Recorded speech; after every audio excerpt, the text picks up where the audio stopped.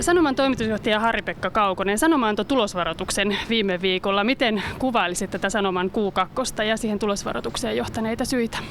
Tämä meidän toinen neljännes oli vaisu kaiken kaikkiaan, mutta siinä oli hyvääkin. 2 meidän strategista bisnesyksikköä menee kutakuinkin urallaan, eli meidän Bene-organisaation mediassa paransi itse asiassa tulostaan Q2 aikana ja oppimateriaaliyksikkö myöskin kutakuinkin menee tavoitellulla uralla. Sen sijaan Suomessa oli todella vaikeaa ja Suomessa markkina on tietysti hyvin heikko.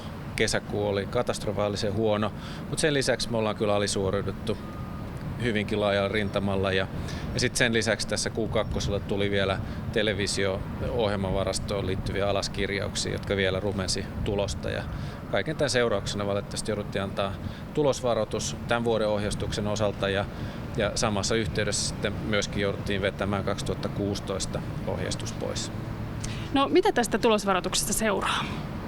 No kyllä tästä seuraa se, että meidän pitää parantaa juoksua ja Pia Kalsta porukoineen on nyt katsomassa, on jo useamman kuukauden ajan laatimassa toimenpidesuunnitelmaa ja meidän pitää parantaa meidän tekemistä täällä Suomessa.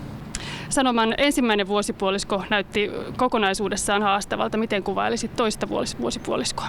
Mä uskon, että toinen vuosipuolisko tulee olemaan parempi kuin ensimmäinen. Kuten mainitsin, niin 2 meidän 3 yksiköstä on hyvällä uralla ja uskon, että tämä jatkuu toisenkin vuosipuoliskon aikana.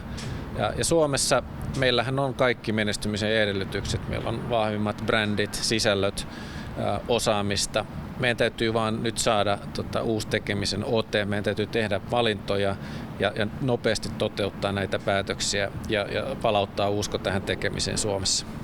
Hyvä, kiitos. Joo, kiitos.